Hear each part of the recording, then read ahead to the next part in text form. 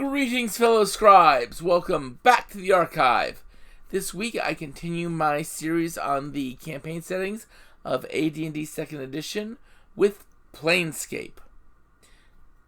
Planescape, as it focused on the planes, your characters could be from just about any of D&D's campaign worlds, because any of them can find ways into the planes. And it tended to have a emphasis for higher level characters, although it wasn't required to be higher level characters.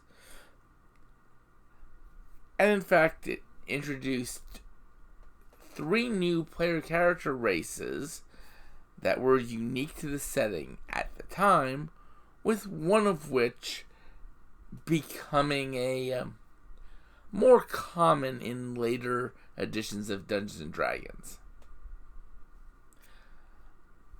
This was, of course, the last of TSR's high concept, big idea campaign settings. And if I'm remembering correctly, you would not see another new campaign setting until Dungeons & Dragons 3rd Edition under Wizards of the Coast, when they did a contest that led to the creation of Eberron. But with all that out of the way, sit back, relax, and enjoy as I talk about Planescape. Hey, before I begin, let me just say, if you like this video, please click like and subscribe down below. Leave me comments, tell me what you like, what you didn't like, what you'd like to hear me talk about more of in the future. Always looking for ways to help improve the channel. Also, if you really like this channel, really want to help it continue and grow, support me on Patreon, link in the description. Any little bit of money helps keep me in books to keep the channel going. With all that said, let's just get right on into this, shall we? So, Planescape starts with the core concept of, in the center of the Outer Planes, there is this city. The city called Sigil. And it is in the very center of the plains. And around it is this area called the Outlands. That's not part of any of the plains. And as you walk or travel through the Outlands, getting closer to any specific plane, the terrain of it becomes more and more like the plane you're closest to. Now, of course, an interesting point is that where Sigil is located used to be the plane of concordant opposition, the plane of true neutrality. But that kind of got dropped for Sigil in the Outlands. That plane doesn't get mentioned that much anymore. It's like its spot was taken up by Sigil. But Sigil itself is a unique city. It is a city that is constantly being built and destroyed. The entities called Dabases, they do all the maintenance work on the city of Sigil. And that means they might tear down a section of wall to build a new house, or tear down a house to build new walls, or stuff like that. And Sigil's doors has doors all through it, archways, passageways, all that. In fact, Sigil is often called the City of Doors. And every door with the right ritual around it can lead to somewhere else. And that is the core of what Sigil is. It is a hub where you can get either through traveling through the Outlands or through finding people who can tell you where the right door is, Sigil can get you to any place in any plane. And that's what made it start off as a central, unique idea. You're in the planes. You travel all around the planes. But you've got a hub city. Now, of course, the reason why all the conflicts on the planes don't come spilling into Sigil, beyond just the fact that the different factions kind of need a neutral place, is said to be the Lady of Pain. The giant floating lady who, covered in blades, who goes drifting around above Sigil.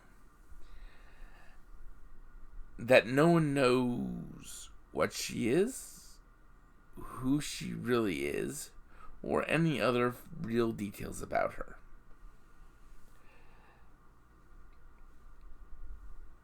Because that's one of those mysteries that was built into the setting.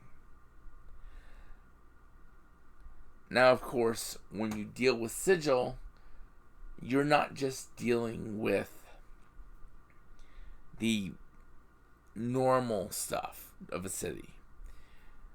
You're dealing with people from the planes, people from the prime material planes, i.e., worlds like Turil, Earth, Kryn, Dark Sun, etc., etc.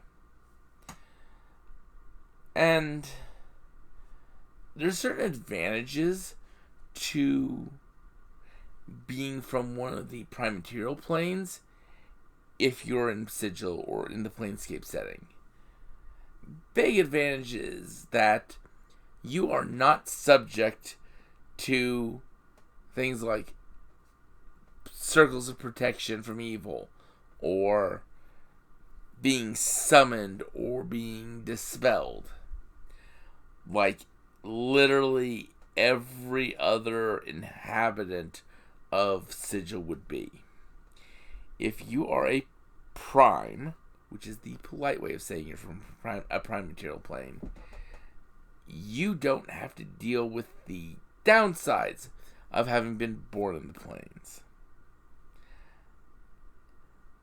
Now then, among the planers, you have human and half-elf as options, where the half-elf parent is, the human was a planer, the elf was a terrestrial, was a prime. But then you have three, at this time, new PC races. The Githzerai, the lawful neutral Gith, the ones who focus on a more monastic lifestyle. You have the Barrior, who were basically goat centaurs. That's the easiest way to describe them. And then, for the first time, you have tieflings, where one parent was a human, the other parent was some sort of infernal being. And that was the introduction of them into Dungeons and Dragons in Planescape. And beyond just those two divisions, Planar and Prime, there were a large number of factions in Sigil. And these factions all espoused specific focused ideologies. I'm not going to go into all of them. I'm just going to give a quick series of highlights of the more notable, or more what I found to be interesting factions. One thing you have to understand with the factions in Sigil is that many of them tend to be paired opposites.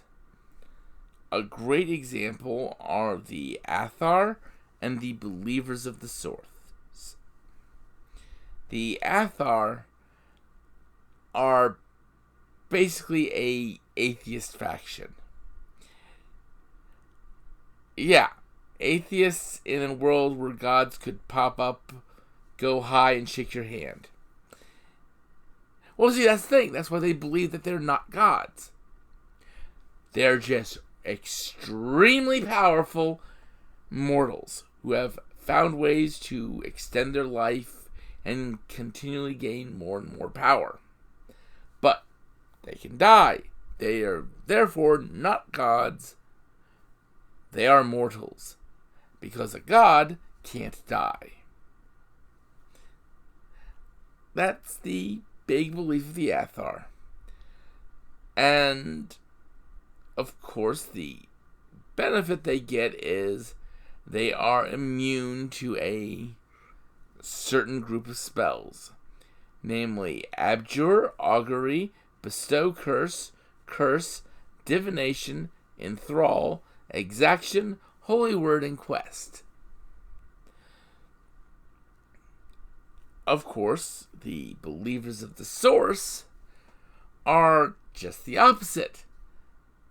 They believe everything is inherently divine and can ascend to greater glory, if not in this life, then in the next. And that's their whole thing.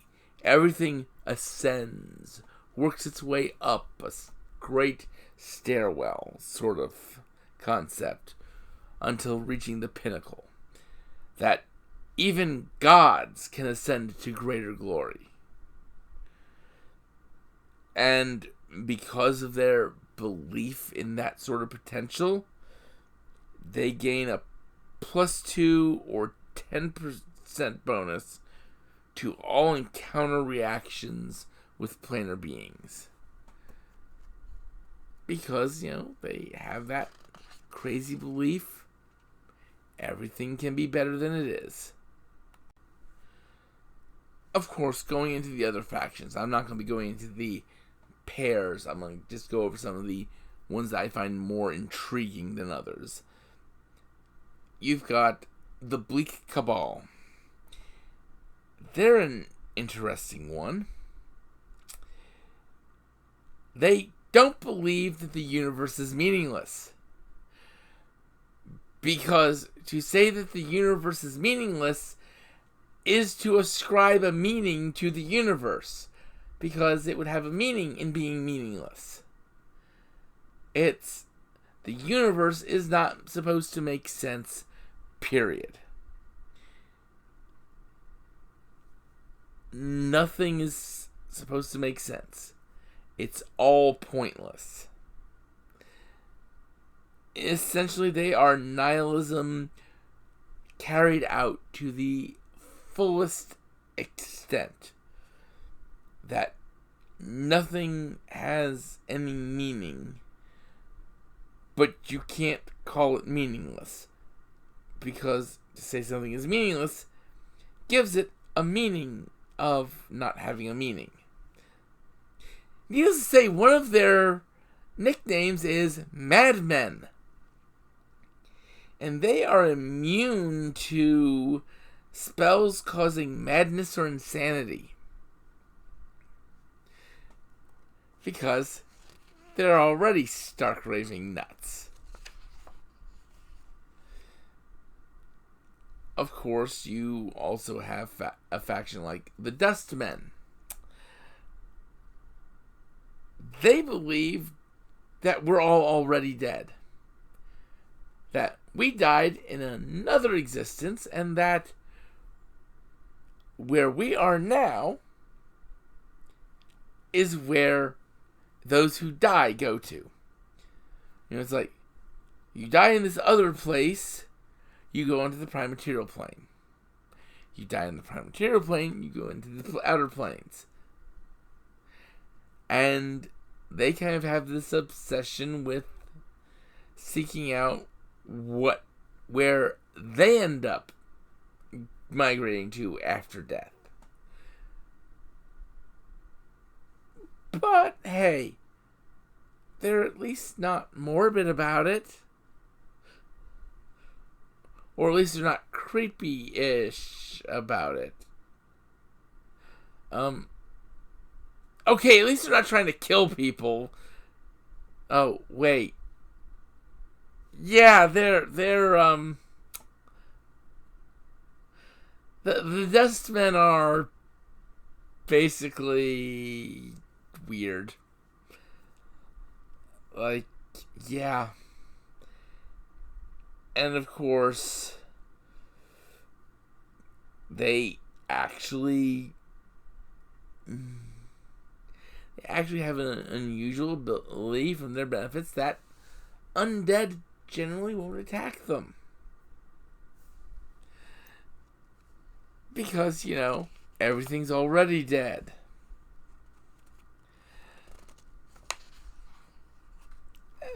Yeah. Now, of course, there's the faction called the Sign of the One. And they basically believe all of reality, all of the multiverse, is the imaginings and fantasy of one individual. One of their faction. The problem is they don't know which one of their faction it is. But they know it's one of their faction. Everything comes from that one person's mind. And that all our actions are planned out and plotted by that one individual. Now, of course, they automatically gain a save to resist spell when confronted with illusory magic. As in, they come around an illusion and they get the save. Because they believe that all reality is the imaginings of someone else anyway. Which, that makes sense. Of course, one of the more interesting of the societies, the factions, are the Society of Sensation. They are a faction that believes in experiencing everything. Touch, taste, sound, everything has to be experienced. And they strive and seek out new experiences to push themselves to experience and feel and taste all that new things. Of course, they have highly attuned senses, because that's what their whole philosophy revolves around. And so, the benefits that they get is they all get infravision to 60 feet, regardless of race. And they get a +1 bonus to saves versus poison and die rolls to surprise, for avoiding surprise. But they don't believe anything is real unless it is experienced. So you can pick a rose. That rose isn't real for someone who watched you pick it, but it's real for you. Put your finger on the thorn. Feel the flower. Smell the fragrance. That is how one knows that the rose is real.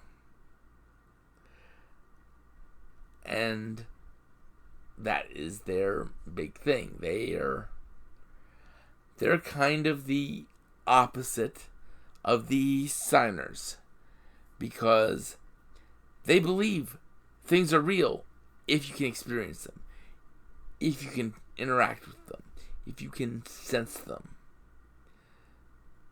That makes something real.